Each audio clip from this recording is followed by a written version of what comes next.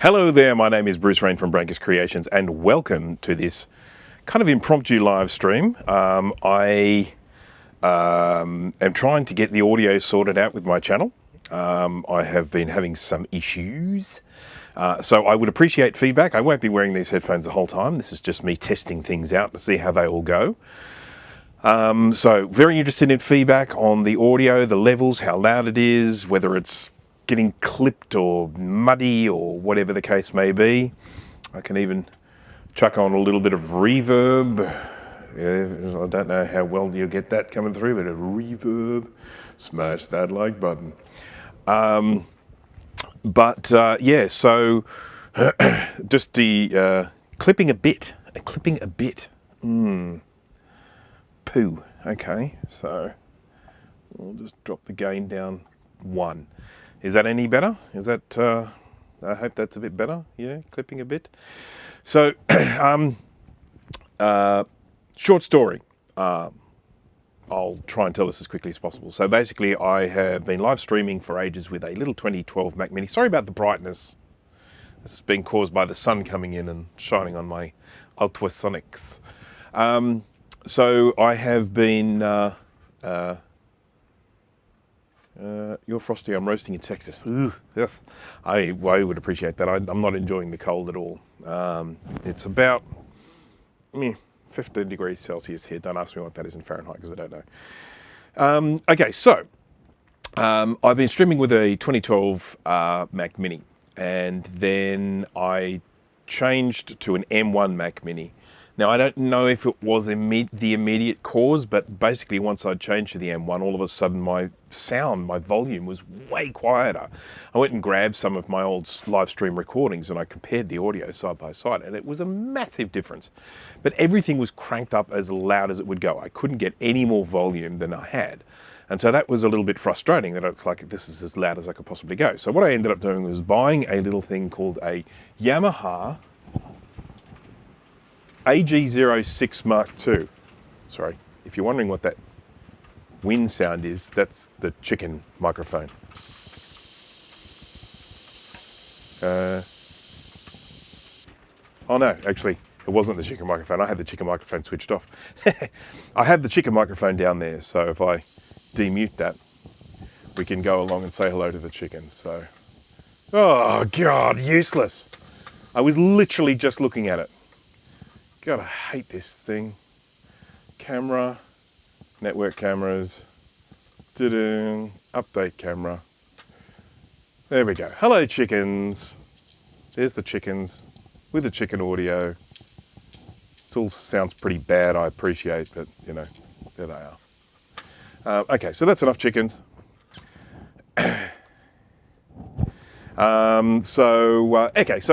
So anyhow, I went and bought this little mixie desk thing, which is a, sort of, what do you call it, for live streamers and stuff like that. And that's enabled me to crank the volume up a little bit. Now, the big problem I have today is this friggin' microphone. This is a very, very cheap microphone that I purchased from my local electronics store. And I did all my testing with it yesterday, and it was actually going really well. Sounded absolutely fantastic. I was like, that's great. So this morning, I went and grabbed this microphone, all good to go, and the clip broke. This is the clip that holds it onto your shirt, and it broke. It broke while I was actually on my way down here to start the stream. So I have had no time to try and rig something up to try and fix it. I am literally now, of course, just holding this in my hand, which is not ideal. This cable is so long I'm getting it caught in my leg.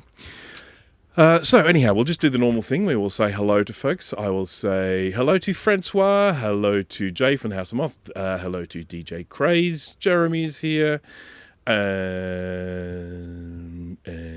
Chris is here, Ryan Joffrey, and I think that's it.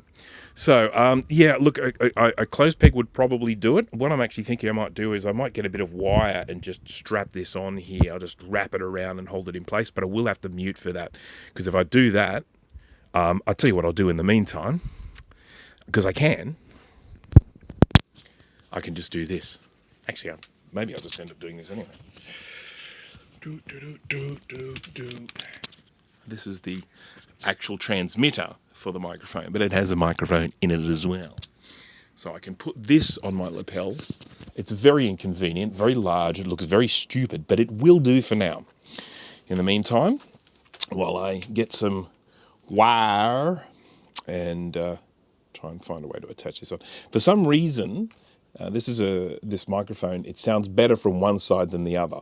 But I will be replacing this. I'll be getting a different one. I normally use Rode microphones, as a lot of you would know, but the Rode lapel microphone, or what they refer to as a lavalier microphone, it has very, very thin cable on it, and they last a matter of days with me, or certainly a matter of weeks. They just get too knocked around. They're not strong enough for what I do to them. So, okay, so let's start off. I've got a few things. Let me just take this off now, because I don't really need that on anymore. Hopefully I don't need that on anymore. Just let me know if something goes terribly terrible with the sound. I do have levels, and I can see that the levels are much better than they used to be. So we remain hopeful. What did I do with the thing? Oh, there it is. I am going to get another microphone. There's one that I've got my eye on that's very cheap, but hopefully will be good enough. It's $17 to buy it. Okie dokie. Pronounce. Oh, okay. Okay. It's French and Spanish. Okay. Joffrey. Okay, isn't it funny? Because I mean, I was talking about the way J's are pronounced. Ryan Joffrey. I was talking about the way J's are pronounced with different, different languages. And I've had a lot of exposure to, like some Slavic language and stuff like that. And of course, the J would have been pronounced as a y sound. Ryan Joffrey. But Joffrey, I'll just have to try and remember that, Ryan. I make no promises because I have got a brain like a sieve, but I will definitely try and remember that. So just recap here, I am trying to repair my microphone that I just broke just before I started my live stream. I should probably make sure I attach this the right way around. It will work better that way. And whatnot. So let's just start off by making a little loop here. There we go. We have the tools. We have the talent. Not really, but So just excuse me while I kiss the sky. I sort of feel like once I get this into position, it's going to get easier. But at this stage, I'm having trouble getting it to stay where I want. You go there.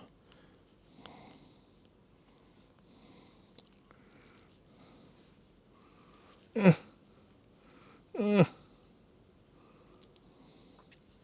I'm glad I'm not trying to do this while the actual audio is on. Can you imagine? Sleepy Malibu, hello there. So if you've just joined, I'm trying to repair my microphone, at least just to get it to a point where I can use it.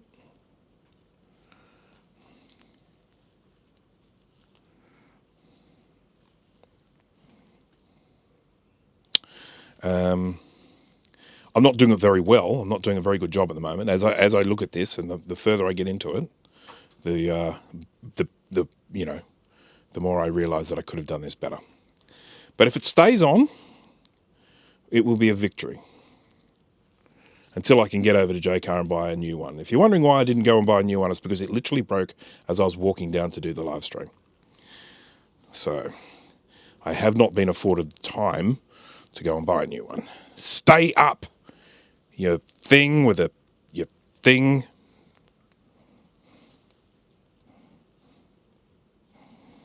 Okay. Pair of tweezers. I will start fixing some proper stuff soon, so sorry.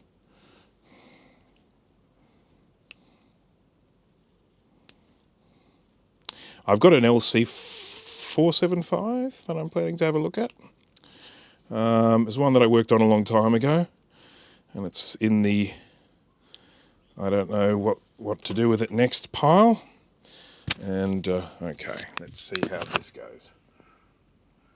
Put the headphones back on so I can just check and see how we're doing. Testies, 1, 2, 3. Testing, 1, 2, 3. Let's just check and see which, because one side of this is better. That side is the good side, and that side is the bad. Okay, that's the good side. All right, so let's see how we go with that aiming up. I think we're all right. That's not too bad. Wire hanging out, it'll do. Okay, so let's start something. Now, I was working on a Macintosh 2CI yesterday. I kind of got a little bit sick of working on it, so I am now moving on to something else. I will come back to the 2CI and I will hopefully fix it one day, but everyone seems to be fixing 2CIs at the moment. I saw Justin was fixing a 2CI the other day, Steve was fixing a 2CI the other day, and I think people are just going to get all 2CI'd out. So I thought I'd better go to try something else. Yeah. So, I just realised that I didn't bring a screen down, and in order to test this, I need to test the video. So, isn't that a poop? I'm going to have to go up and get a screen. Never mind. Okay, so let's just have a quick look at the chat here. 247 Henky, hello there. Dustin sealed the fate of that 2CI. Yeah, he thinks it's something, doesn't he? He thinks it's like the VLSI chip or something like that. I mean, I don't know, he might be right.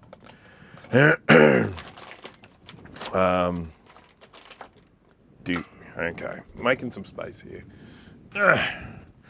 So, what we have here is an LC475. Sorry about the glare here. That'll go soon because the sun will move, I think. Most of the ICs, the PSU and both of the drives. Oh, that's not good. Oh, yeah, I picked up a Mother Macintosh 2SI at VCS Southwest off the free pile. And it sounds like it was worth every cent. Missing most of the ICs, the PSU and both of the drives. Both? Oh, the hard drive and the floppy drive, okay. Yeah, I've got two 2CIs, I think, and I'm pretty sure they both work. I maybe only have one, but I have to say I am a bit of a fan of the 2SI. I just think it's a nice little form factor, nice little Mac. I really wanted one when they came out, but I couldn't justify the cost. But you know, now I can. Right, so let's just change the view to the top view, assuming this all still works. No, that's the side view. Let's go to the top view. I have these HDMI capture thingies that capture the video, and they're both called exactly the same thing. They're called FHD capture, and I don't know if there's any way you can rename them. And so what often happens is the system just gets confused when I go to restart it, depending on which one it discovers first. It gets them mixed up, and so my top view camera and my side view camera get mixed up all the time. It is Monday morning where Bruce is, yes. Yeah, what is that? 9:45 in the morning. So it's a pretty early one for me in terms of live streaming, but it's a work day, so you know. All right. So this is the computer. We're just going to brighten this picture up a little bit, I think, because it's a little bit on the dark side. And my notes have basically said with this one that when I switch it on, it does a very quiet chime and I get no video. I replaced the sound chip and it had no impact. And then I found a broken capacitor on the bottom and I replaced that and it made no difference. But that probably means I should inspect the bottom a little bit more, because if one's got broken, it might have been knocked around in a past life, and there might be more than one missing, and that's my beard, I think, hitting the microphone there. Sorry about that. So I'll have to not look down like that. Okay, so, all right, well, let's start off by having a little squiz around the bottom here. We'll just see if we can see anything untoward. Oh, I've got a nice little lag delay on my microscope view, so I'm just going to disconnect it and reconnect it. Always technical hitches, always. I think one of the main issues is that I don't think anyone really designed any of this stuff to stream with, you know, like 5 cameras or whatever it is. So I just expect that, you know, it's just like, yeah, well, what are you doing that for? All right. Now with these computers, you can see they all have this little red glob sticking out of these.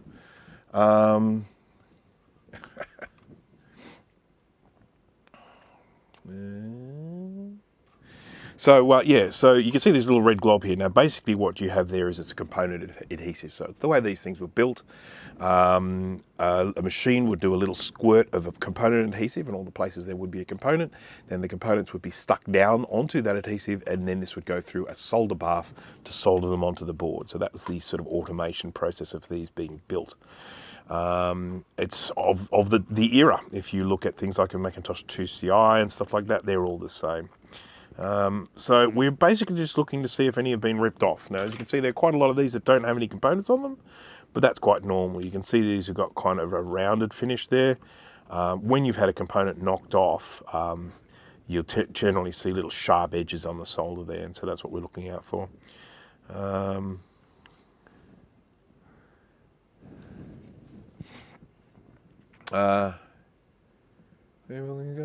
Don't worry, Jeremy. This will be probably a relatively short live stream because it is Monday. It is a work day.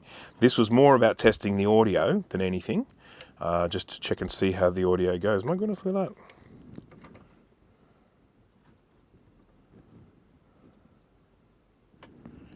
That almost looks like a trace break there. I suspect it's not, but I'm still going to give it a scrape. Yeah, it's good. Just looked bad. It's just the UV mask. God, that one's precarious, isn't it?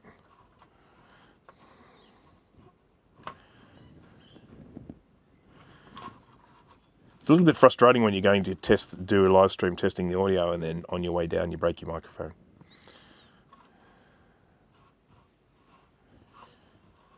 It's like, yeah, this is going to be a good test. I'm looking to see if I can recognise the one that I replaced.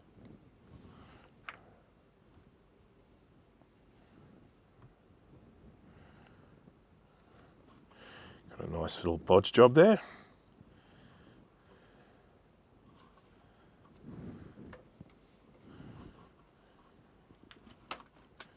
Yeah. It is fairly regrettable that all I have here now in terms of repairs are boards that have been recapped and then still don't work. That's pretty much all I have now. So it's none of this kind of just fun, oh, let's recap this. I did one the other day and it was like over and done with in the blink of an eye.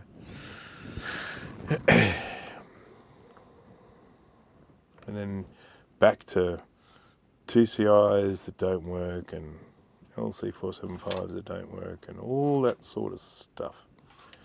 I'll be buggered if I can find the one I replaced. I mean, I've clearly done it too neatly.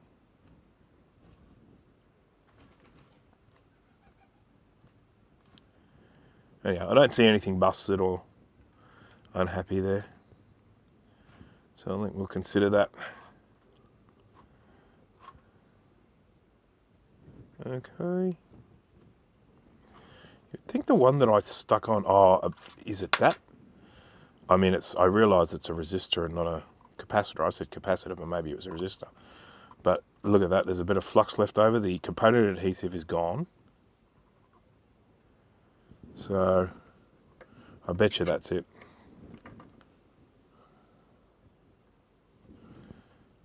Bet you that's it.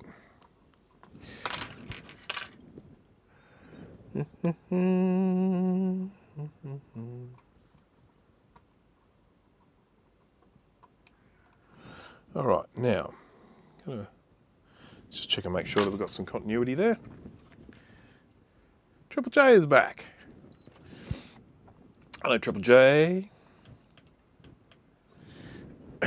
This is going to be a relatively short live stream. I really just wanted to do this mainly to test my audio, and regrettably, while coming down here to start the stream, I broke my microphone. So it is now held on to the little thing here with bits of wire. But it's working for the moment. It's okay, and hopefully the audio is just kicking. Do you want to say hello to the chickens? Yeah, let's go say hello to the chickens. Hey, chickens. We can listen to them. It's going to be pretty noisy because that microphone down there is in a pretty bad condition. So, not doing a lot of moving, are they? Anyhow. Hey, chickens. Okay. Righty. So, I am going to need to test this out, but I'm going to have a little look first because I just need to refamiliarise myself with this board to see what I can see. We'll see what we will see. Okay, so there's a bit of recapping there. I've got all my leftover flux and juice and stuff, so I didn't even bother. I did ultrasonically clean this. So I obviously ultrasonically cleaned it, then tested it, then replaced the sound chip, and then tested it again. So, Dana and Mega is here. Hello.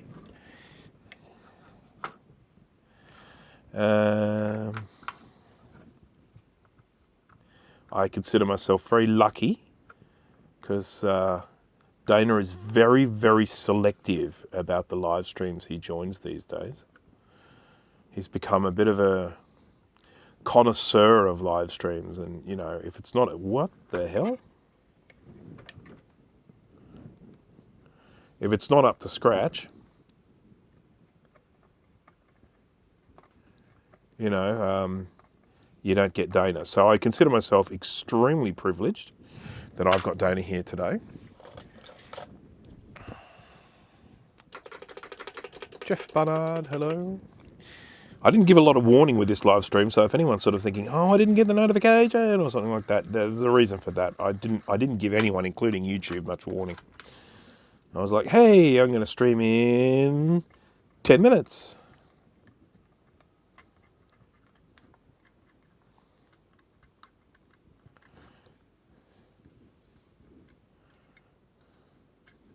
Okay, so this thing here is the CUDA chip. Now, this computer is not displaying symptoms that I would associate with a problem CUDA chip. So, are these mine? I've labelled them as if they're mine. Interesting. I'll have to check. I have records. God, this looks like I've had all sorts of mucking around with it. And look at this. Solder's been mucked around with there.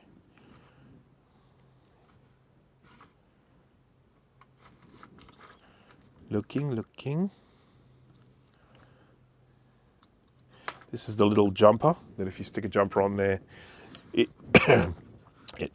says it's a Quadra 605. If the jumper's not on there, it says it's an LC475, which is just an indication that they are exactly the same freaking computer. Yes, sirree. Thomas. Hello. How many people have got watching? 17. That's not too bad. That's not too bad considering that I did it also secretively. Right, well, I think at this stage what I want to do is I'll just clean up a little bit more around here. And I'm going to just send it some power and see what it does.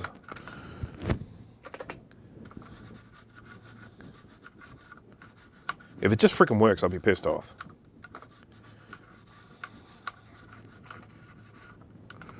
Does the LC475 have built-in video RAM? No, it's got built-in RAM. Let's take that off. That's got to be the ROMs there, I guess.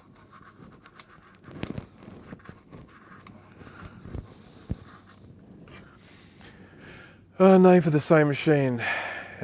Yes, indeed.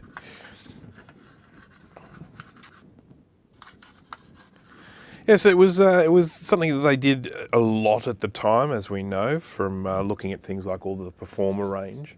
I mean, for example, I have a Colour Classic, which is just down here at my feet, because that's where you keep Colour Classics. And its label on the front says Performer 250. I think it's 250. Yeah. And at the time, obviously exactly the same computer, but it came bundled with stuff. You know, it was labeled as a Performer. It had, you know, some optional extras included with it. It's kind of stupid, and it's one of the reasons why they did change things fairly significantly when Steve Jobs came back, because they had ended up creating a range of computers so large that no one had any idea what they were supposed to be buying. It's like, oh, do I buy this one? Or do I buy this one? Most of this looks pretty good. I'm sort of... I have a sneaking suspicion that there's a reason why this one got put in the too hard pile. It's because I couldn't figure it out.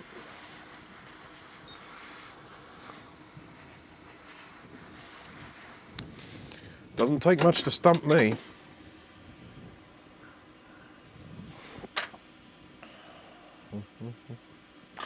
Performer 637.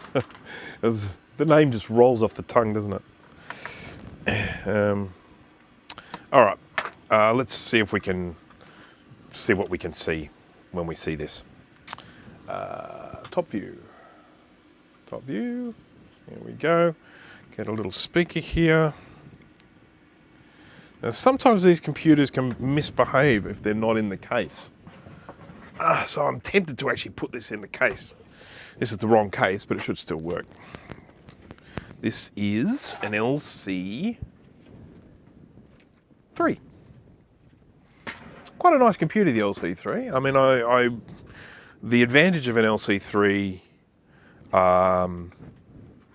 sort of over, like, say, an LC2 is it has the slot for the FPU, and it has the big RAM. Big RAM.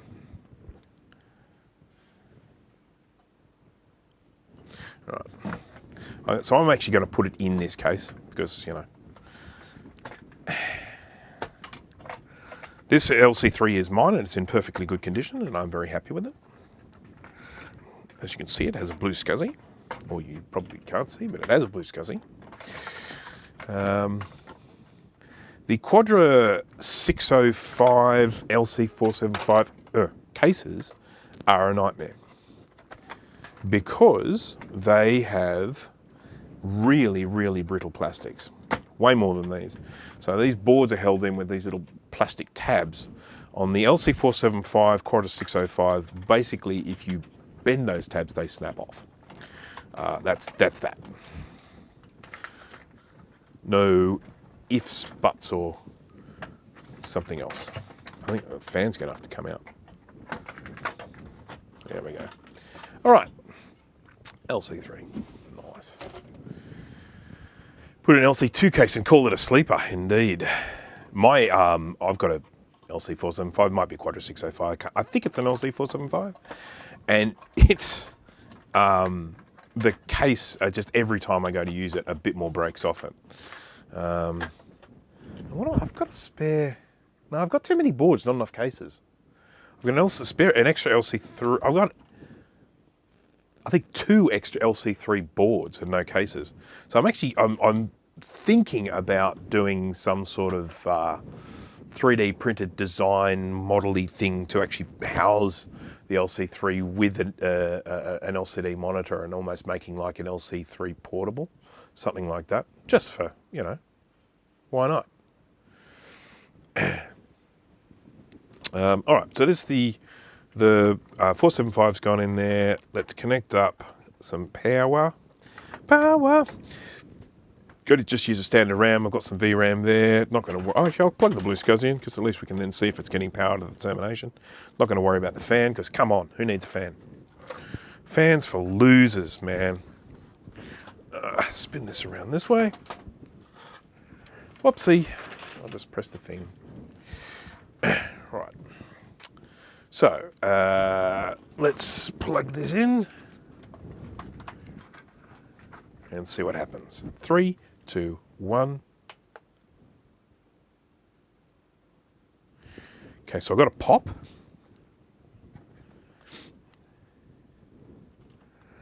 And we're getting termination power because it's got a little red light here, so we know that. But I don't think we're getting any post type stuff because it would start booting. If we did, we'd start seeing some little flickery dickory dock. But I do want to switch it off and on again, and fans blow, man. Okay, definitely not getting any activity there. So I'm just doing this so that I can, actually, what am I doing? I'm doing exactly what you'd expect from someone where it's Monday morning. I'm just being very Monday morning-ish. So I want to plug this speaker in and I want to hold it right close to my ear so see if it's making any sound at all. And no, nothing.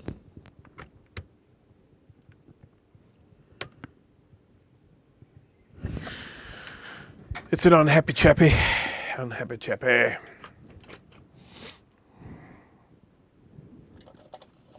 How's everyone doing? Does it need VRAM? It's got VRAM. I've put a couple of 512s in there. Can we just go with one? I wonder. I wonder. It's got the built-in RAM. I'll switch it on. Made a bit of a different noise.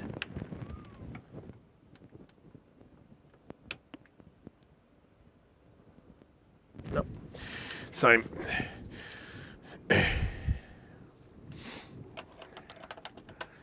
So I'm guessing that this board it was sent to me without any RAM or VRAM, because these ones definitely look like mine. With mine, I label them with my little label so that I know what's what.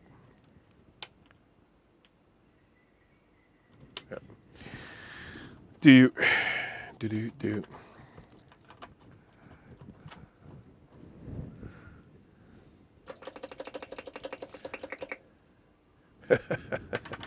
Yeah, we could all do with nice clear images of my bald head, can't we? And it's great for everyone. Great for everyone involved.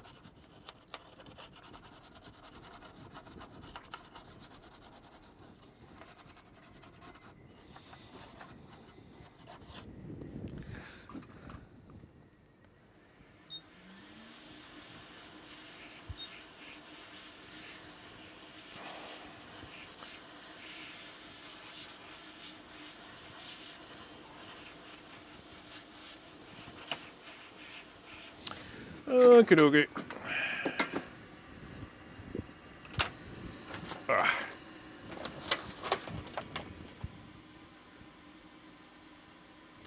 Just switching on the thermal camera.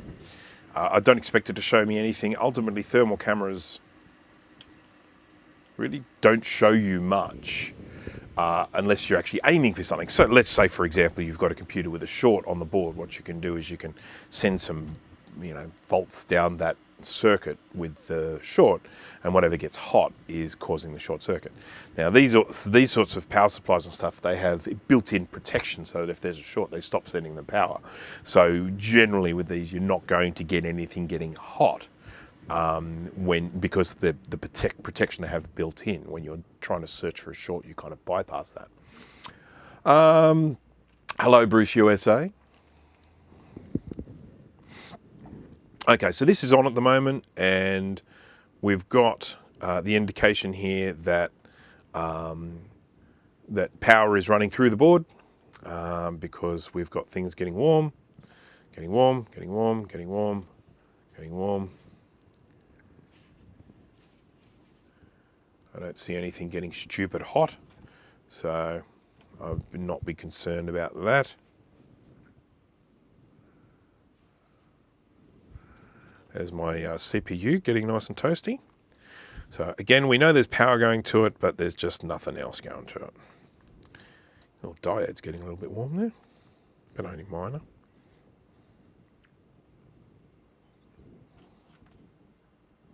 It's interesting. That's probably the amplifier. That's probably why that's getting warm. Yeah.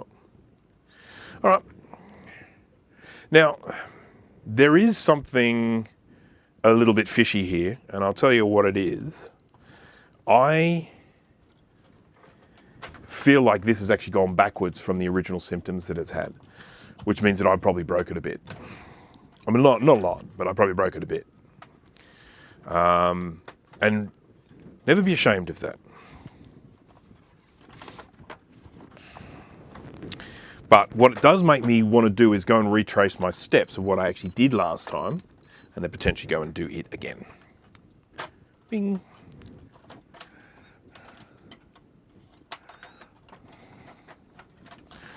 All right, let's take the little battery out and put that to one side. I'll put the fan there. Let's oh.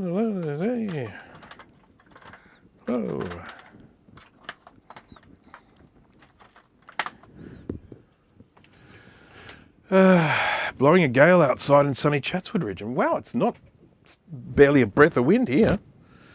It ain't far away from me. Just to give people an idea of scale, it would probably, if I hopped into a car now, it's not peak hour traffic, so I'd probably have a pretty good run on the roads. I reckon I'd get to Chatswood in about probably 35 minutes, something like that.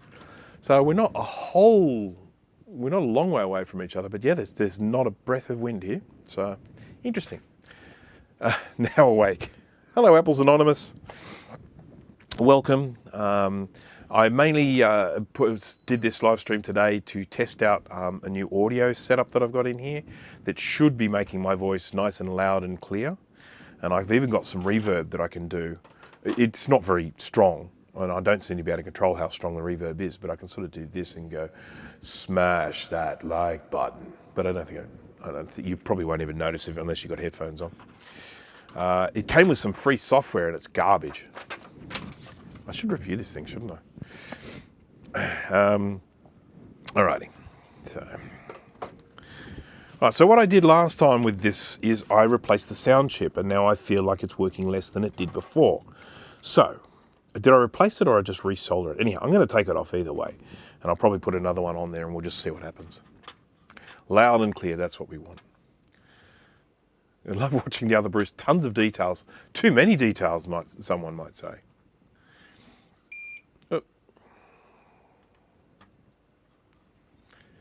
My voice is travelling all the way to America. So hopefully this will be... something weird happened there. What I'm planning to do is I'm going to get a different microphone because this one is too bulky and I broke it. I broke it on my way to heading down to do this live stream today, and it's being held together with wire. But I'm going to head out and I'm going to buy another microphone, just a cheapie, but I can't really afford to get expensive ones because I keep breaking them. So I'll just get a cheapie and then I'll have that set up as my microphone moving forward, and hopefully from now on the sound will be crystal clear. So this is our good old friend, the sound chip. That looks like a Texas Instruments logo. 343S0129-01. There are a few different variations of this chip, and I have actually found them to be fairly, interchangeable.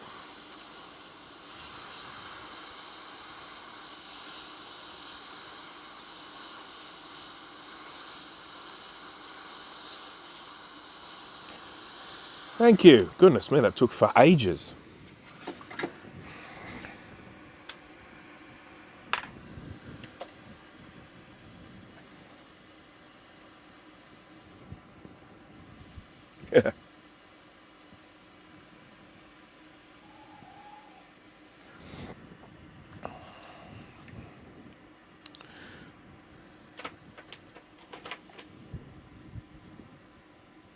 Okay, so let's clean this up here. We'll have a bit of a look. We'll go and check and see if we've got any of these traces that look like they might be broked.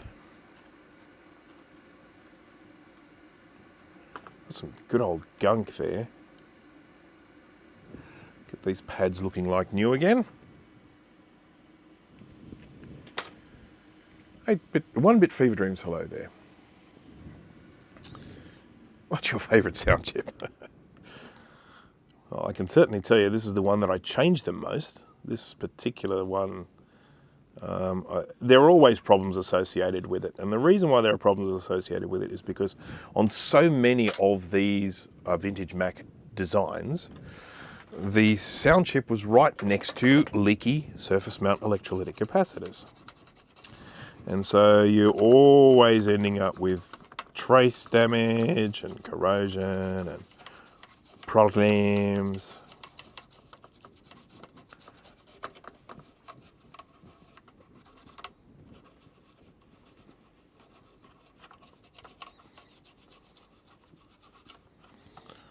So, you know, you've got, these are the replaced ones. There's that one, that one, that one, and that one.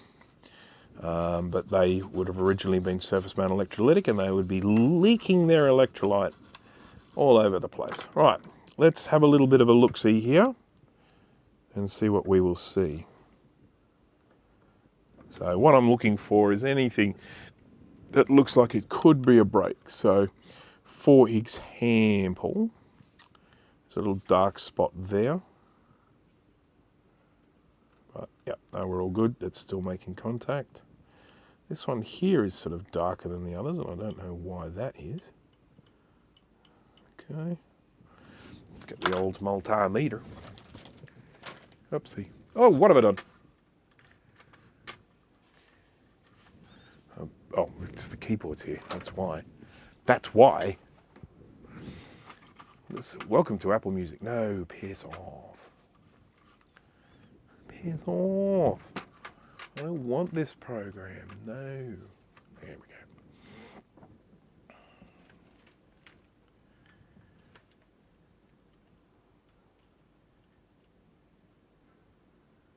It's already Monday in Australia. It is already Monday in Australia. So I hope people who are in the part of the world where it is still Sunday, I hope you're enjoying your Sunday, a nice relaxing Sunday, I hope. That's what Sundays are there for.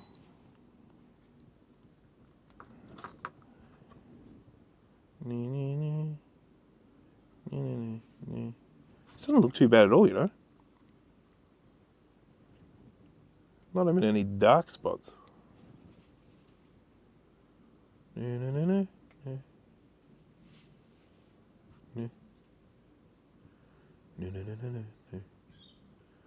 Yeah.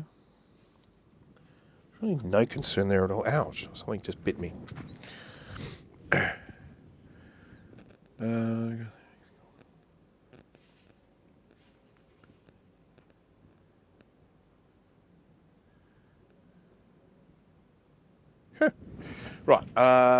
Right, so I've got to try and find replacement. Well, I am going to put another sound chip on. That's not necessarily the issue, but I'm going to do it anyway. I have a few sound chips. I'm just going to show you here on the top view there. These are some of the bits and pieces that I have here. I've got various chips for different computers. Don't even know what some of them are because I haven't labelled it, but a lot of these ones here are like for SE30 and stuff like that. And I've got this stray little guy sitting there. I got replacement sockets, you know, for FPU chips and stuff like that. I don't know what they are either. All these things here that I haven't even bothered to label. That's a thing, see that? That's a thing, that's a solid thing. And then I got all my sound chips. These are my sound chips here. So 201, this is 343S0129D, so that's a D, whereas this is an 01.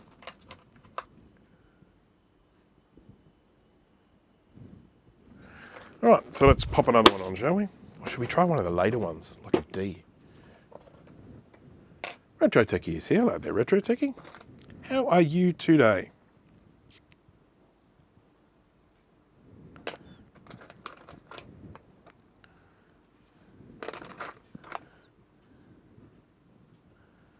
These are mangled. All of these ones have been taken off other computers, so, you know, they may work, they may not.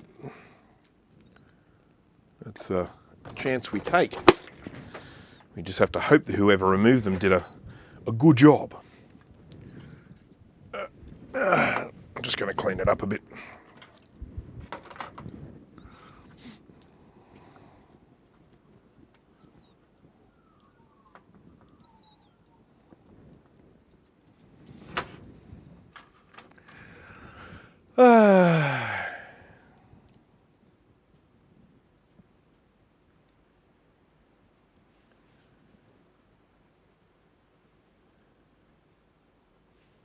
St. Jean holiday.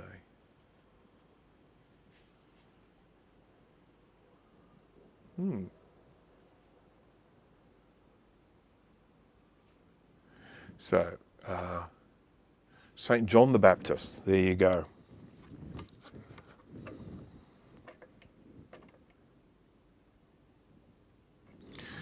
So that's for the people in the chat wondering what St. Jean Day is. I just want to clean up these pins a little bit. Oops, I'm not on the microscope view because I'm an idiot. Get a little bit of solder. Wait for the thing to heat up. One of my chickens has jumped the fence and is in the backyard, and I can hear it. I can hear it kicking up leaves and stuff like that. It's kind of what they do all day.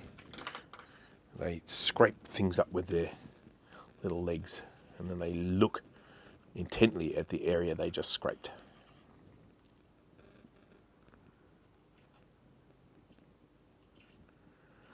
So just adding a little bit of solder and flux and stuff to these pins. Trying to make sure they are nice and receptive to solder when I go to put this on the board.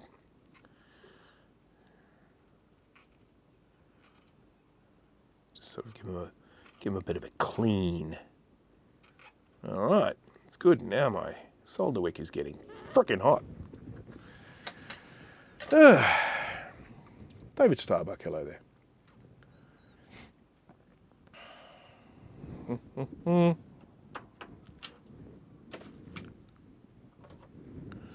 Right, and then we're going to make sure we put this on with the right orientation, because if I don't, it makes me look an absolute wally.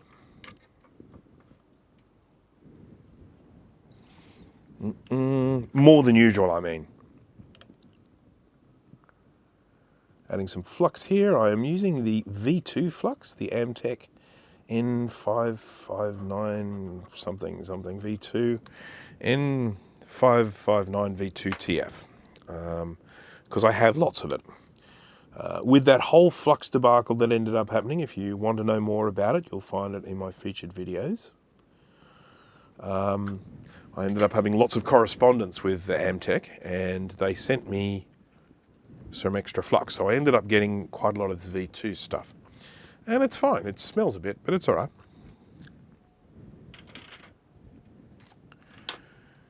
High quality large screen multimeter. No, couldn't tell you. You have to do your own research. You mean something like a Kai Wheats KM601 smart digital multimeter. Auto ranging. 9,999 counts. They actually call that a 10,000, but you know, I mean, yeah, it's good. They're very good, I have to say. Links in the description.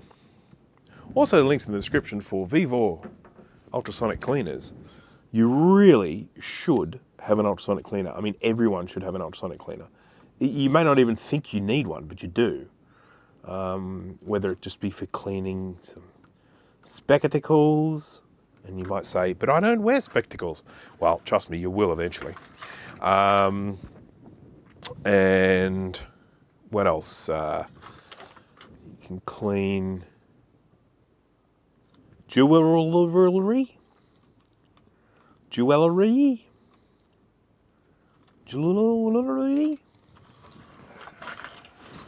And that's good. Got to have clean jewelry.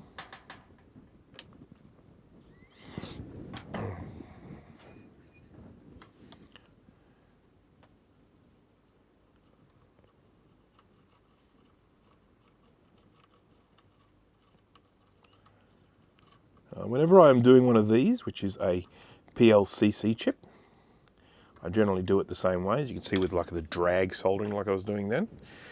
Use quite a lot of flux to make sure that the solder goes into little blobs on the pins rather than streaking across and making bridges between them.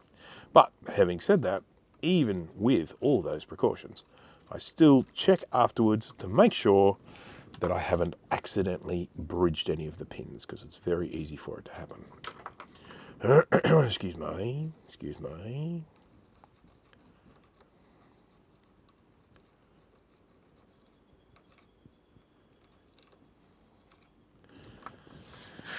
Oh, geez, that one does stink. That's the flux I'm talking about, just in case you thought it was something else. Oh.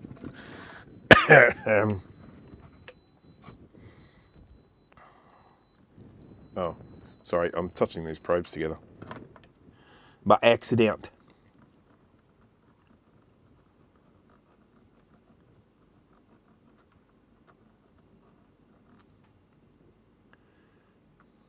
Okay, I think we're all done, but we'll have a look at this from the side. I nearly dropped the board, yes. I caught it though. They don't have USB communication. No, never needed it, to be honest. I guess if you're after one with USB communication, you may have to look elsewhere. Right, so let's have a look at my soldering handiwork and see if I've done it good or if I've stuffed it up. That looks pretty good. I don't see any bridges in between there. That's good. No bridges. No bridges. No bridges. No bridges. No bridges. Times 4. There we go. No bridges. Times 4.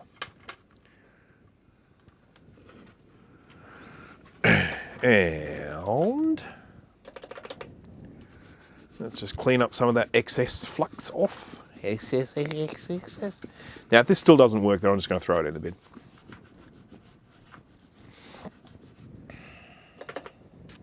The truth is, when it gets to this point, this board is pretty clean. So when I've got a problem like this, I have to start going into diagnostics mode. And I generally don't do that on stream that much. And the reason why I don't do that on stream that much is because it's so phenomenally boring. There's a lot of time with me just sitting there going, we'll try this, we'll try that.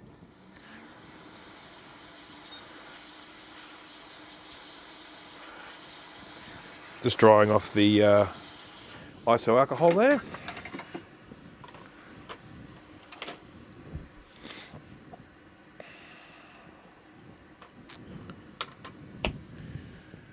Is it possible to bridge under the chip? It's not easy. It's definitely not easy. It's, you'd have to put a lot of solder in there. You really would. You'd have to just have masses of solder in there to sort of like overflow there. You would. Oh boy. I'm ready for a nap.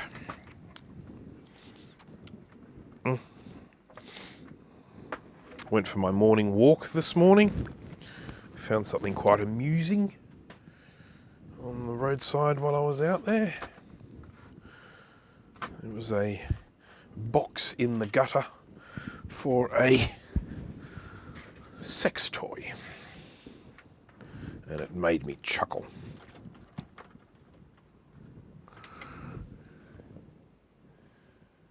All right. Okay, I've plugged this in. We've got a new sound chip on there. Not expecting any difference, but we'll give it a try anyway. 3, 2, 1. No, same problem. So it's just completely and totally dead. You know what the next thing I'm going to have to do with this is, and I'm not going to do it now because is get out the bloody oscilloscope and go and check and see a few things here and there. I don't want to do that. Apart from everything else, I have a lot of issues with space.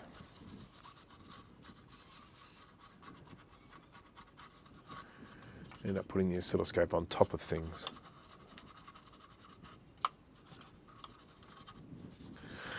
Oh, at least we've ruled out the sound here.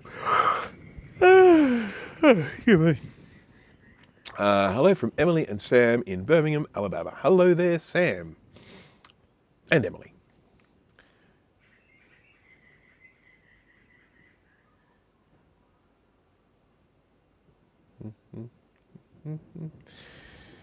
I use, Joe Williams, hello. I use 2 multimeters. I've mentioned this, but I use stacks of them. I've got so many friggin' multimeters, it's ridiculous. But I've got one multimeter that's got a built-in cable tester, so I use that one when I'm doing networking. I've got a multimeter that has a built-in odometer, so I use that when I'm working on the car.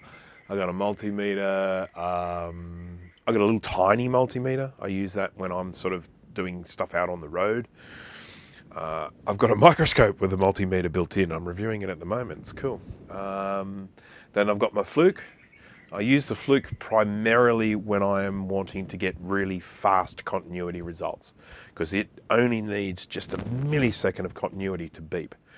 And so if I'm sort of putting the multimeter on there and, I don't know, scanning the probe across a whole bunch of pins in one go, I'll use the fluke for that. And then for pretty much everything else, I use the Kaiweets. A lot of things I like about the Kaiweets. I like the fact that it has a light as well as the beep. So if I'm in here and I've got the ultrasonic cleaner going and my exhaust fan and all that sort of crap, and I'm doing continuity, I can actually see the light come on in case I can't hear the beep. Yeah, and of course the other kind of cool thing about this, I know Steve from Mac 84 hates it, but it beeps when it's about to power off, where the fluke doesn't. The fluke doesn't beep when it's about to power off. So you'll just be testing stuff and you go, oh, I found it, there's the problem. And no, you haven't found it, it's just the microscope switched itself off. So yeah, a lot to like about the old Kaiweets. And it was good when it came along, because I have recommendations for things in my description, video description. And I hadn't recommended a multimeter because I hadn't found one that I was particularly happy with. So, the other thing I like about the Kaiweets is it just takes regular AAA batteries.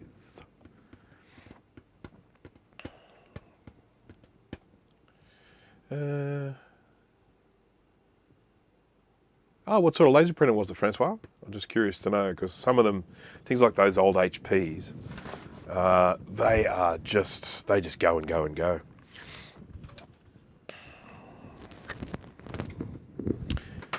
Let's just start up the LC3 so we can hear a chime, because that'll just make us feel happier.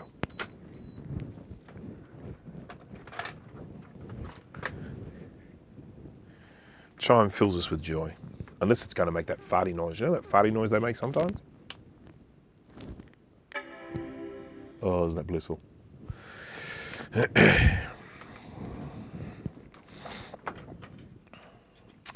A Brother HL2140.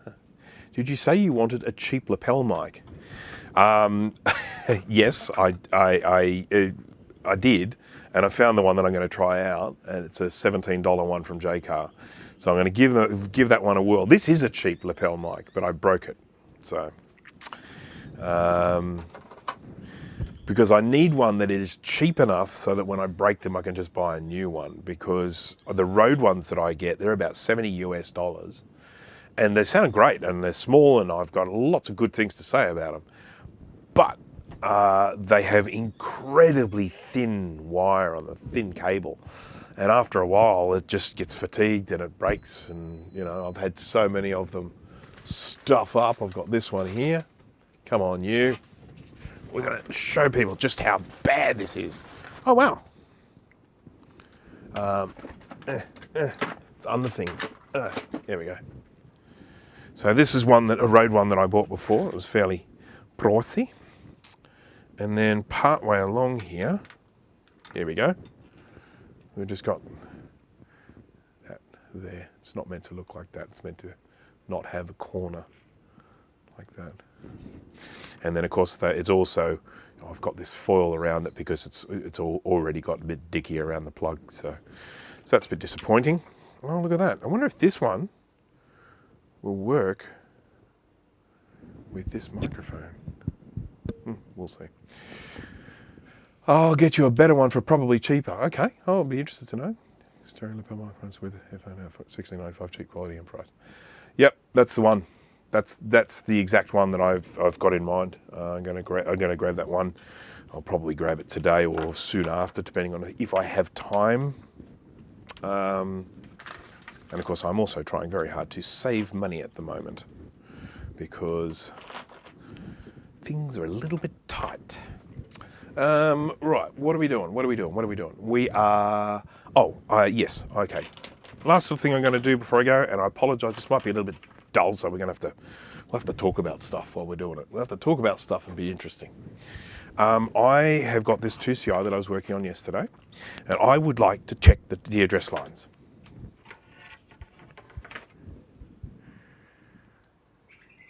Yeah, it'll probably be crap, but it'll do.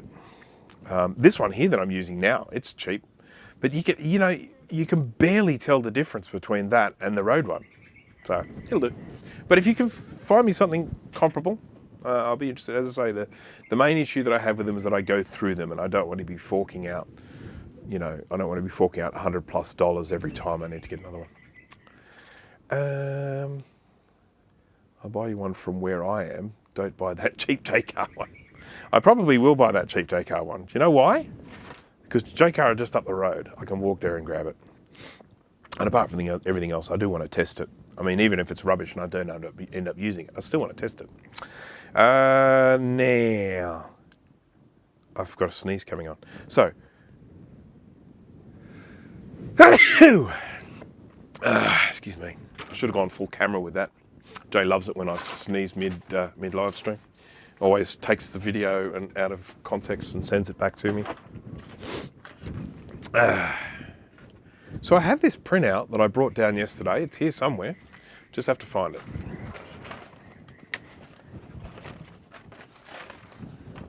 I think I brought it down yesterday. I mean, I printed it. I definitely printed. Oh no, I did. I definitely brought it down. I remember I showed it on camera. If I showed it on camera, it's got to be here.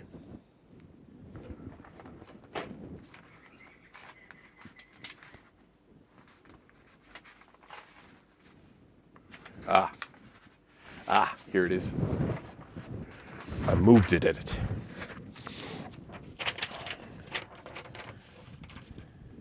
So cheap lapel mics make you sneeze. The jury's still out on that one.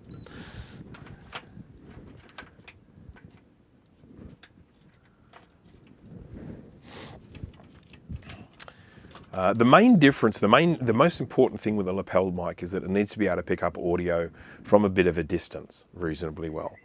The other microphones that I use, like for when I'm recording voiceovers and stuff like that, I set the microphone up this far away from my mouth, and you get beautiful, crisp audio with lovely depth and stuff, and it's awesome. But when you've got a lapel mic, it's down here and your mouth's up here, so they have to be good at picking up with your mouth that little bit away from the microphone. How are the chickens going? There's one having a bit of a drink off to the right there, and then to the left there, if you look behind the cage there, there's one sunning herself there. Oh, and there's another two I can see sitting in the middle up the back there in the shade. So there's 1, 2, 3, 4. I've got one chicken which I think is going to go soon, unfortunately. She's been deteriorating, and I feel like one morning I'm just going to come down here and she'll be deaded. Sad, but there's not much you can do with them. It's not like you take them to the vet or something like that. You take a chicken to the vet, they're going to laugh at you.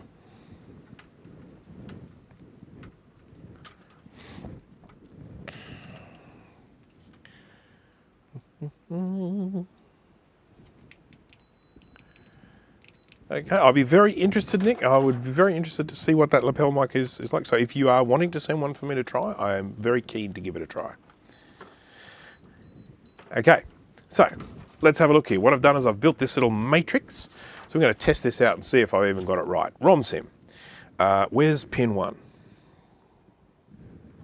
There. Pin 1, so we want to start from pin 2. This is address line A0. And we are going to check now with UE5. If we can find the frickin' thing. UE5. I don't know where any of these are at this stage because I'm a bit... What is UE5? Oh no, we've tried the ROM first. So that's... Oh no, he doesn't go to the ROM. UE5 ASC chip. ASC. ASC. You see? UE5. ASC, it's right there. Okay, so we're pin 41. Well, that's good. This is going to be along here somewhere. I think it's like 44, 43, 42, 41. There we go, look at that, 41. Oh, this has got the numbers on it, on the screen printed on the board. How freaking good is that? So, 41 there, we're all good. Pin 22 of the CPU. 18, 19, there we go. 22. Oh, that was 21, sorry. C34 of the PDS, not going to worry about the PDS. 25 of UK2. UK2. UK2. New chip 30, it's called. UK2. Oh, there it is. And what did I say? It was 25, so. Yep. And 84 of UE9.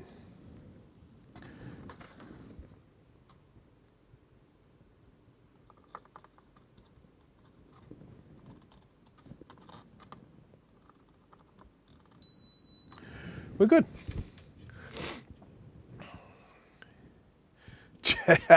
We'll probably add some potatoes. Mushrooms go well with chicken too, I must say. And leek, chicken and leek, good combination. Okay. Now, I'm not going to go and check every single thing at this stage. What I'll probably just do is I'll check the ROM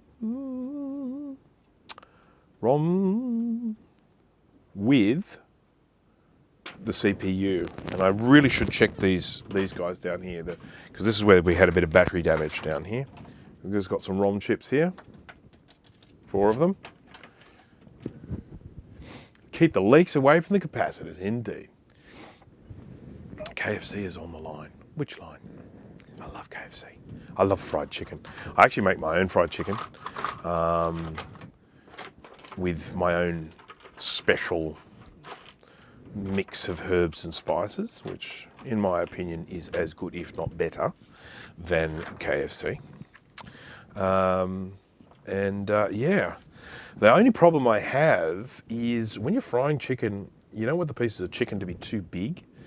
And I have had so much trouble finding small chicken pieces. When you go to the supermarket, you want a chicken leg and you get this great big turkey leg, and it's like, come on. Or if you have the leg joined to the thigh, it's what we call here a Maryland, a chicken Maryland. Great cut, it's beautiful because it's got the thigh and it's just one of the tastiest parts of the chicken. You know, and they're absolutely massive. And of course, when you're frying them, they're that big. They're a bit of a bugger because you want to get them brown on the outside and then cooked all the way through. So you end up having to do sort of oven afterwards. 2 metre cable or a 6 metre cable? 2 metres, but definitely not 6 metres. It only has to go from here to here. Definitely not 6. Thank you. If I had 6, I could probably just plug it straight into the desk and then just walk around the room. But that defeats the purpose of having a wireless setup. Yeah, now I'm hungry too, actually. I haven't had breakfast. I had some toast. I had a piece of toast. Big piece of toast, but a piece of toast. And a cup of tea. Because I do love my tea. All right, so let's check out the ROM. UM9. UM9. That's weird. ROM UM9.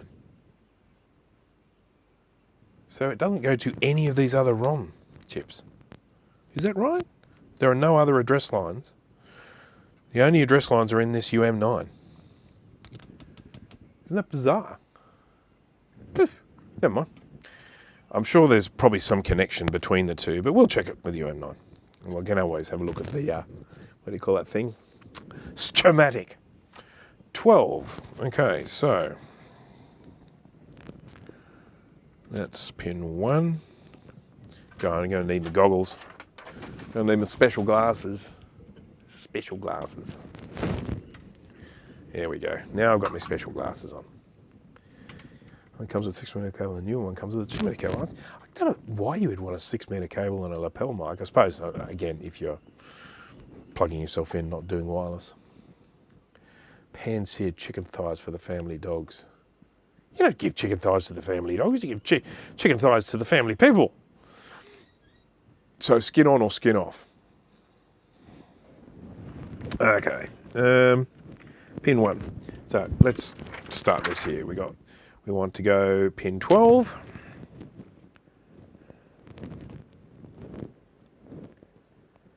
What? Oh, that's pin 1. 16, 15, 14, 13, 12, pin 12. And we're going to go there to the CPU. So pin 12 should be going to 59 of the CPU. See, I told you this stuff's boring. 1, 2, 3, 4, 5, 6, 7, 8. That's a nice resounding bip. Look at my bald head. 12, 11. 11 goes to 58 of the CPU.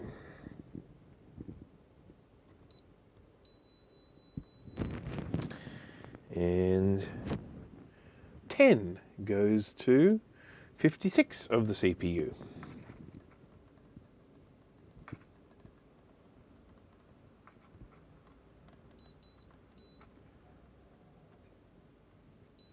Good. And then 9. Sorry, I keep scraping the microphone with my bird. I blame COVID. That's 9 goes to 55 of the CPU.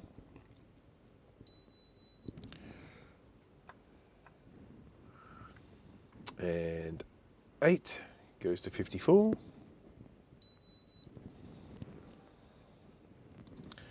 7, 53. 6, 52. 5, 51. And then we're jumping across to, we'll go down to 4. 4 goes to 43. And 3 goes to 40. 2 goes to 39. Okay, then we go to 22. 17, sorry, 16, 17, 18, 19, 20, 22. 22 goes to 42. And then 23. 23 goes to 46.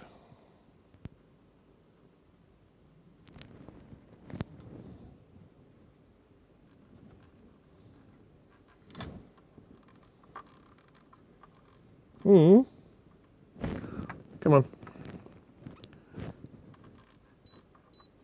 Yeah, it's better.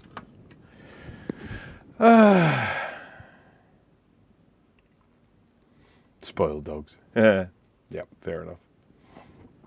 It's probably still cheaper than buying dog food, to be honest. I know I find that with the cats sometimes. It's cheaper sometimes to just give them meat, fresh meat, than it is to actually buy tin food. Where did we got to? We got to 23, so we're now up to 25. 17, 18, 19, 2, 3, 4, 25. 25 is 45.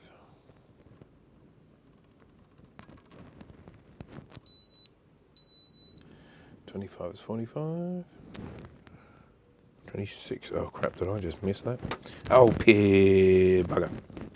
32, 31, 30, 29, 28, 27. I think it was 26. 26? 26, 47. I don't think we've got any trouble here. 27. 28.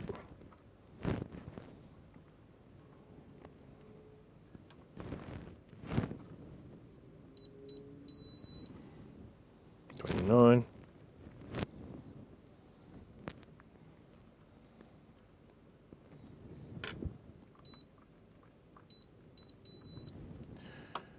'Well, that's all good. Sorting a grab bag of resistors. Ah, yes. I had a situation like that. I actually had a bunch of resistors all perfectly sorted, and then I dropped them and they fell everywhere. And that was just so frustrating, knowing that I had gone through and sorted them all, having to then pull them all out and have them in a great big pile and then resort them. That was not a fun day. Not a fun day. Okay, so address line's fine. Let's have a look around here. Just going to have a look in this region here. I need to put a handle on this. I might 3D print a handle that I can grab this to just pull it towards me and stuff. We have the tools, we have the technology. Just put it, I'll screw it in here or something like that. Yep. I'm an ideas man.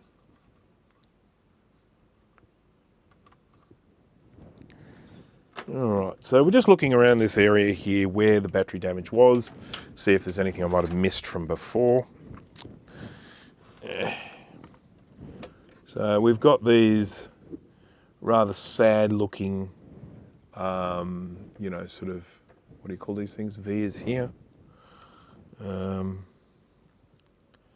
on the whole it all looks pretty good. So this is where the battery damage is. This is ground zero here. That's a real-time clock chip. I've taken that off and I've put it back on again, but you know, these really don't look too bad. Wow, what's that? Huh.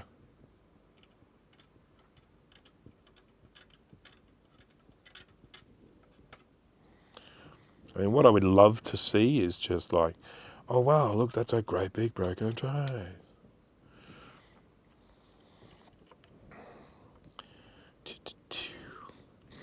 But it's really not too bad. Obviously, this is terrible. This ain't too crash hot. We'll see if we can find out what that even does, because that could be causing a problem. These ones don't look too bad. Just flip the board over. You gotta flip it. You gotta flip it.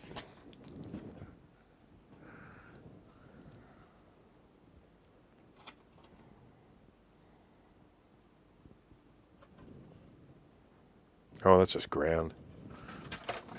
Nothing tricky there. This is that ugly looking one. Oh God, look at that. That ain't crash hot.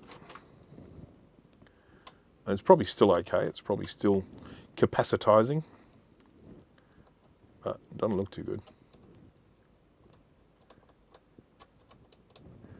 That's not a real word, by the way. Just in case anyone is thinking, oh wow, Bruce knows fancy words.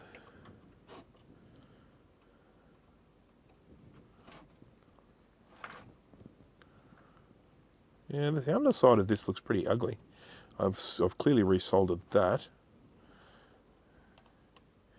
See, these could be rotten all the way through.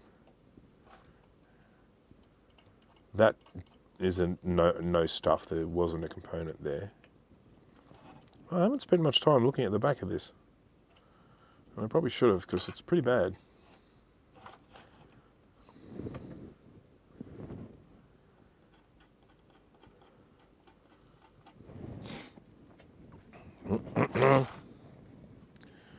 This is all the work I was doing yesterday.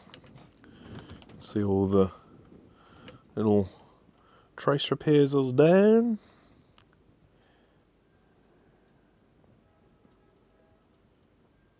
What a mess, eh?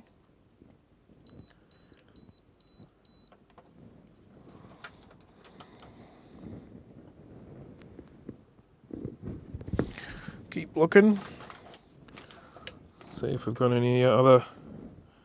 That doesn't look too crash hot, does it? That's a sound chip. A lot of green going on there. And I think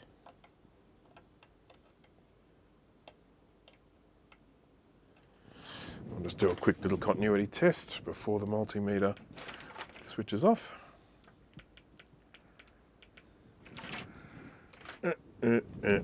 Just check and make sure it's making contact.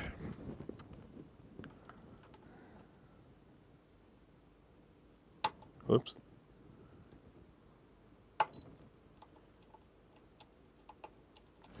Sorry, I just need to scrape this. I think I'm. Yeah. Yeah. Expose some nice, pretty copper here.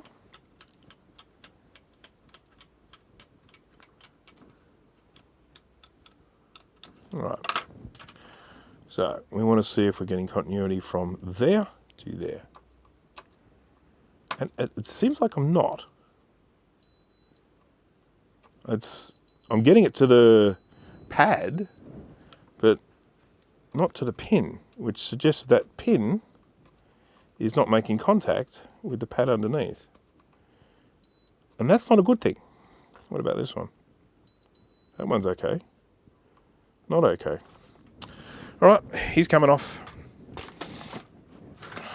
This is our nice little rectangular PLCC chip. There's really only one rectangular PLCC chip, well, definitely on Macs, but possibly on everything. And it's this little guy. It's a little sound chip. These sound chips are mono sound chips. So you've got one here which is for the left channel and one is for the right channel. And as I've mentioned in my live streams before, these are found, oh God, look at that pad. Look at it. These are found on Macintosh Classics, 2CI, 2SI, and I believe the Macintosh Portable has it as well. So I say that as if I'm not sure. I know the Portable has it as well.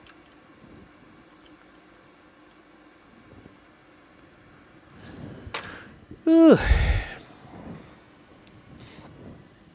All right, so what we will do is we will fix this up. We will put this sound chip back on. We will give this a test and hope it works. It probably won't, but we hope it works. We're always good to have hope. And then if it does work, I can then run around in front of Justin and Steve and go, because they are both working on 2CIs at the moment and not having success with them. Well, actually, I think Justin's given up on his.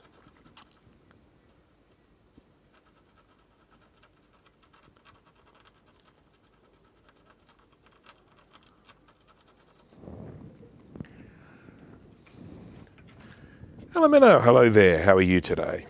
I am in the process at the moment of. I've just noticed that one of the pins of this sound chip of this 2CI was not actually making contact with the pad. Found some glorious looking corrosion underneath it. Today's live stream has been primarily about testing the audio setup that I've got here now. I've added some hardware to try and boost the volume somewhat. And so far so good. I'm pretty pleased with it. I hope everyone else is pleased with the level of volume. I had a few very, very quiet live streams there. I didn't even realize they were quiet until someone brought it to my attention. I'm like, you should have told me earlier. I don't like quiet live streams. because you sit there and you listen to them, and then like an ad comes on, and it just blows your brains out because you've had to turn the volume right up.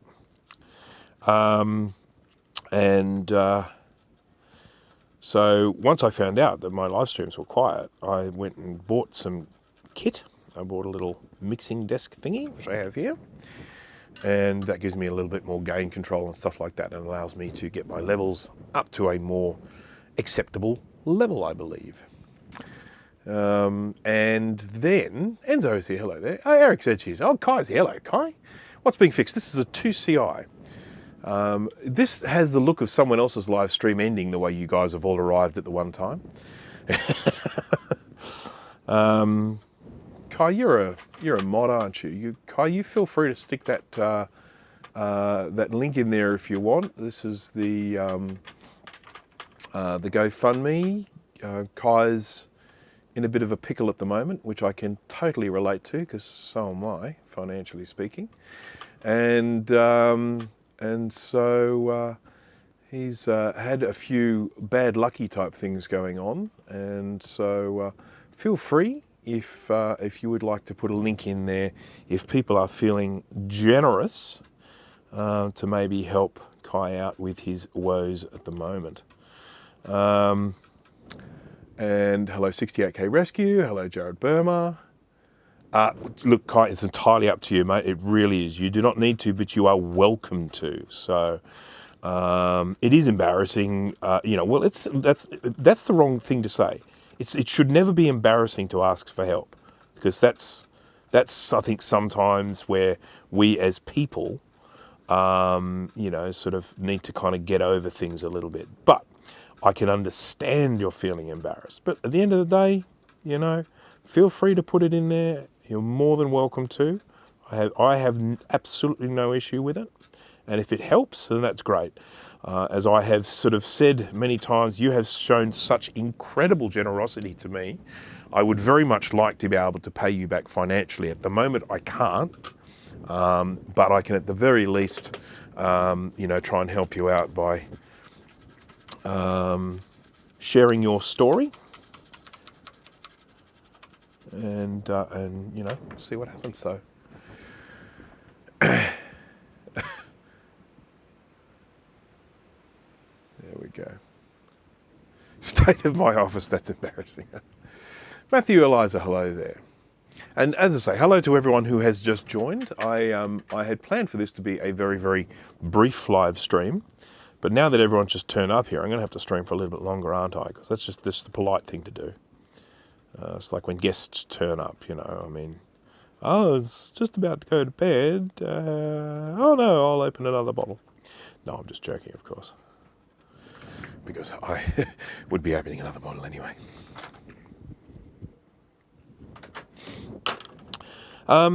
Anyhow, so we did a lot of trace repair yesterday on this, and then just as I was doing a little tour of this board, I happened to find a few things which were kind of encouraging just from a diagnostic point of view. So this is the sound chip.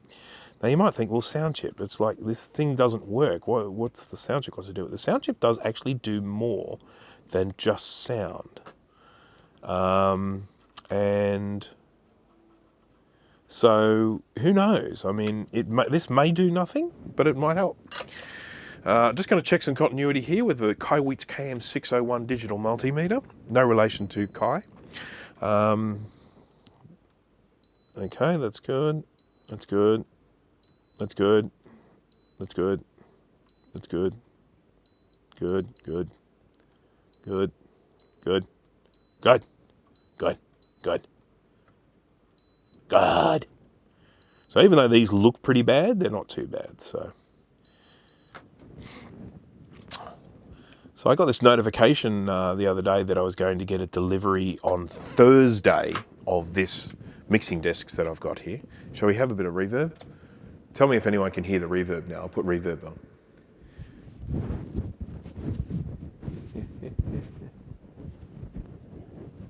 Oh dear, that's not good. It's not good. All right, so just let me know if you can hear the reverb. I will switch it off again, but I'm just curious to know whether you can actually hear it. Oh, craps.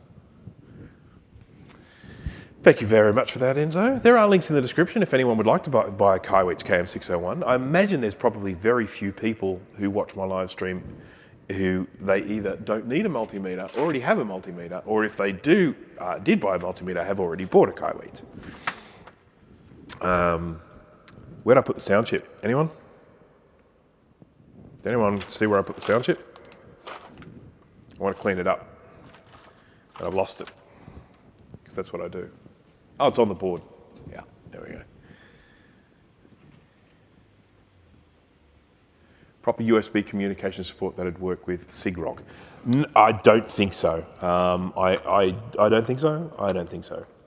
Yes, no. I mean, if you're looking for a USB connection, you'll need to go and look specifically for your USB-ish ones. I've never needed a USB connection here. See, look how bad that is. Look at the corrosion on that pin. It's just terrible. So we're going to have to clean that up. We're going to make these pins look beautiful.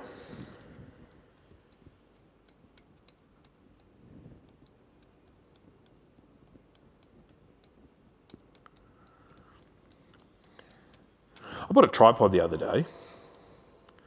Bought it specifically for attaching a little monitor. So it's for when I'm doing filming stuff, I have a little screen that I use to watch what I'm doing because I am often filming myself. I don't have someone behind the camera. So what I do is I have this monitor. It's a little 7-inch monitor and I have it connected to the camera and I have it facing me so I can constantly check and see that I'm in camera and everything's still looking fine and in focus and all that sort of stuff. And I bought a tripod for that because it can be mounted on the camera, but it gets fiddly and bulky and everything. So it's got its normal camera mount on there. So I bought a tripod and I could not believe how cheap it is to buy a tripod these days. In the olden days, you know, you go to a camera shop and you'd end up spending hundreds of dollars on a tripod.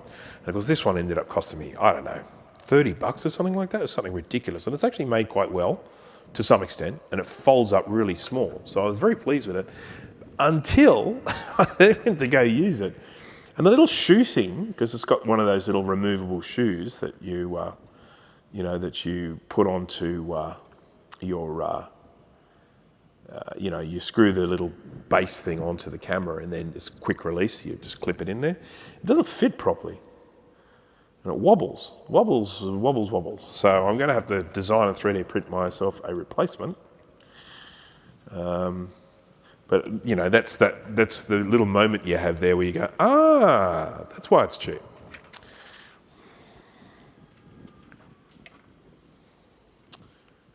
This piece of solder wick is nearly done, nearly finished.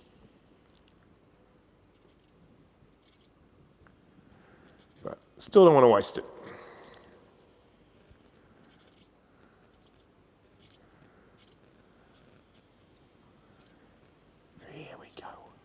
Looking good. That should accept solder quite happily now. We say measuring known good boards and sending that to projects like, yes, no, I get that. I definitely get that. Having the resources there for that sort of thing. I know that was important back in the day when I was doing repairs of more modern computers. You could, there were all these people that had already gone and recorded all these measurements, and so you could just look up and go, oh, that one's wrong. So that's where the problem is. I'm a flute guy, but if the Kaiweets is a great some people need more than one multimeter. Patrick Pitts is here. Hello there. Oh, I should turn that reverb off, shouldn't I? People are probably getting sick of it. There we go. Okay, let's just see what this chip looks like. You managed to reverse engineer an open board view from Sprint files. Can now do everything Sprint can. Right, so we've got a bit of green here, so I'll get my little sanding block if I can find it. It's something that ends up on the floor a lot because it's light. So I'm like, where's my little sanding block? There he is on the floor. Sorry, I'm making lots of scratchy noises. If I can't find the sanding block, I'm just going to scrape it with a scalpel. Won't be as good. There's my sanding block. Need to get a new one of these. This one's getting a little bit rough. So this is, I'll just show you, this is just one of these spongy sanding things that you get for doing nails, and it's got 3 different types of sand. You've got sanding there, and they get gradually less and less coarse. So you get to this one, which is like, you get a real sheen on things. But I want the rough stuff here, and I'm just gonna get rid of all the green. You thought you were in the bathroom.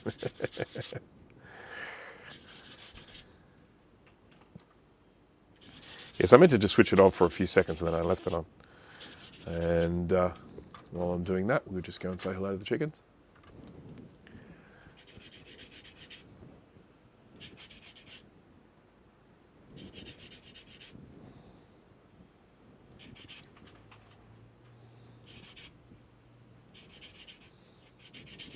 There we go.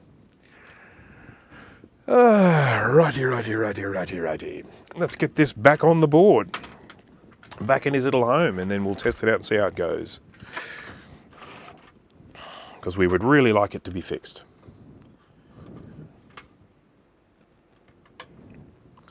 Bring warmth in our hearts.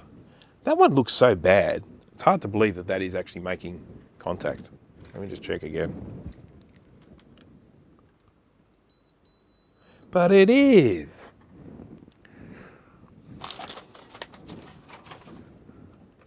Lost my scalpel again.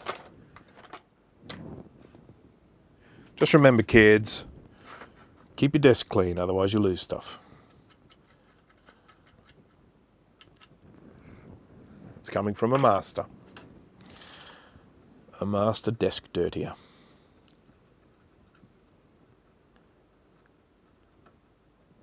Okay, here's our little sound chip.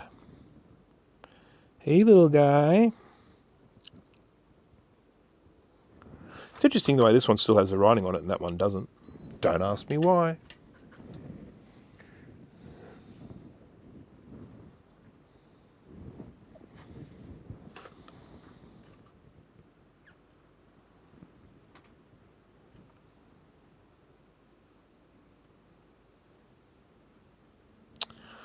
I'm not sure if I mentioned this in one of my live streams before. I possibly did, but I got contacted by a film production company, or video production company, asking if I could supply them with a 1990s style Apple computer for a documentary. I have yet to find out when this documentary is airing. I believe it's in post-production at the moment. And I loaned them a Quadra 650 or Centra 650 with a 13-inch Apple CRT monitor and keyboard and mouse, of course, and it's got a blue SCSI in it as well, so that it would work reliably for them for the duration, which it did. They were very happy with it, and then I charged them a small fee, for a hiring fee for it, because, you know, got to be something in it for me, man.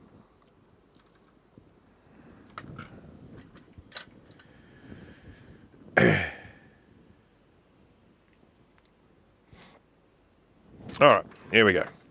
Let us have a look and see that I haven't bridged anything. So have a look at this from the side. From, oh God, angle. From the other side. And the other side. And the other side.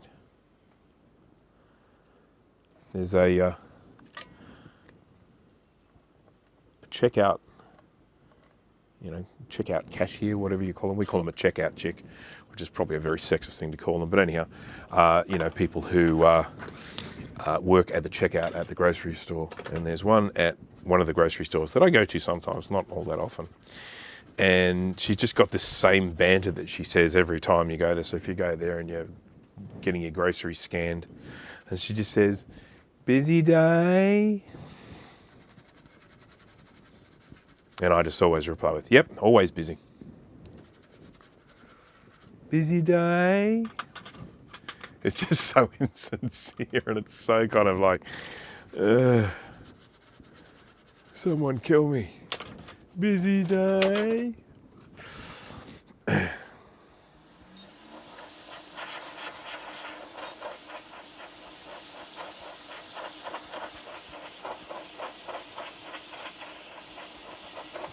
I don't think she says it to everyone. I think she saves it up for me.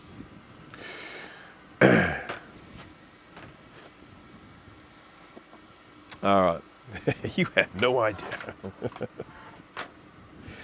It's just the funny thing is that when someone says something like that, they're kind of engaging in conversation. I mean, you could just take the ball and run with it, you know, and just start going on and on and on about stuff. I really don't want to have conversations with, you know, staff. I'm not rude. I'm always very pleasant and that, but I really don't want to share my life with complete strangers. And when people start asking like questions like, oh, what are you doing this weekend? Or something like that, well, none of your freaking business. Okay, so let's check this out. Now we've got that one pin of the sound chip we know was not making contact. We'll try it with it. Probably not going to fix it, but you never know. Stranger things have happened. I've had a few successes in my time doing this. One or two.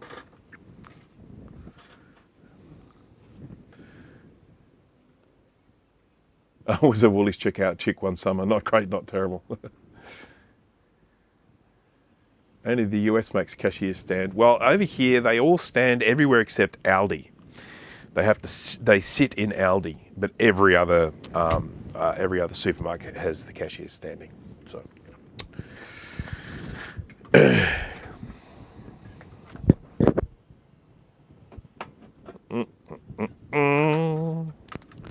All right, so I've got my little power supply here, which bypasses the startup circuit. So this just makes it switch on if it will switch on. What do we know about this one so far? So I've been working on this for quite some time. It was battery, just as a recap for anyone who might not know, this is battery damage. There was a battery leak here, relatively minor. The only real issues there is we lost the two diodes that are associated with the battery there. So no real major issues there. The real-time clock probably doesn't work, but that wouldn't stop it from firing up. Not much in the way of damage around these ROM chips. There's a little bit of corrosion here, but there's just nothing that even looks like a busted trace in this area. So that's all pretty good. We did get some pretty nasty broken traces in this region here. Was it this region? No, this region here. That's all around the startup circuit there. There was just busted stuff left, right, and center here. So I went and repaired a whole bunch of those, not last stream, but the stream before. I repaired like 2. And then in the last stream I did, I don't know, maybe 8 of them, something like that. And then I decided to turn my attention over to this area here, because this is another place with capacitors and of course corrosion. And then in the process found that corrosion was bad enough under this sound chip so that one of the pins was not actually making contact with the pad anymore. It was only the one, the others all seemed to be still okay, but that one, it wasn't making contact. So we've now re-established that contact. I haven't bothered to look at a schematic to see what pin it was. I don't think that's enough to make it so it's going to work, but you know what? We try things on this channel, because that's what we do. Okay, ready, steady, go. Same problem. So it's just a sort of a little bit of a, when I press the reset button, I do get a pop, if I can just get the microphone here. That tells me the reset is actually working, so that's kind of good.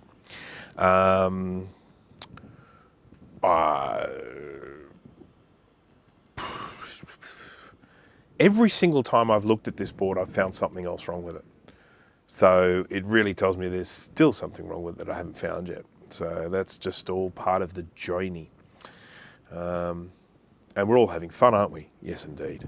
How long have I been streaming for, just by the way? 1 hour and 45 minutes, which I think means that's probably enough. It was always my intention to come out here and only stream for a little while. I was only going to stream for an hour. I was going to have a look at an LC475, but that one pissed me off real quick. And so I didn't do any further on that one. And then I decided to come back to the 2CI.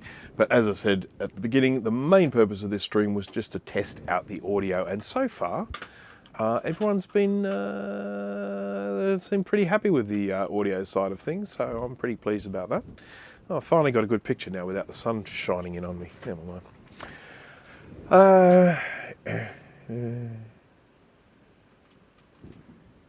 I don't think I would make their day any more interesting. It's Pi AM, okay. Does that mean it's 317? 3.17, I assume. Okay, so I'm going to do my normal wrapping up thing here. So thank you to everyone for joining me. Thank you for helping me test out this audio. I will probably be live streaming this weekend as well. What I'm doing at the moment is I'm working my way through the backlog. I haven't been taking on any new work, so I'm just trying to get rid of what I have here and get them back to their owners. And in a lot of instances, what I've got is I've got a board that I've maybe got 3 boards in one go, and 2 of them have been perfect, and then one's needed some diagnostics work, so they've sort of been put aside. So what I'm trying to do now is get back into these ones that need the diagnostic work and see if I can sort them out so I can get them back to their owners. One of the big issues I have at the moment is I don't have a Color Classic power supply that works. And I've got a stack of Color Classic boards here that I need to diagnose, but I can't diagnose them until I get that power supply working again. So that's going to be probably the next order of business, try and get that power supply up and running. And then I can go in and start getting those classics working. So, alrighty, okay. So, thank you everyone for joining. I do appreciate it. I think it's Sunday or Monday morning, depending on where you are. So, do you have a wonderful finish of weekend? I hope the working week isn't too horrible to you, because it can be like that. Thank you for keeping the chat lively. And I hope to. Oh, and don't forget to smash that like button. We'll just do it. Smash that like button. So again, thank you to all. Thank you for keeping the chat lively. Thanks for keeping me company. I hope to see you at the next one. And bye bye.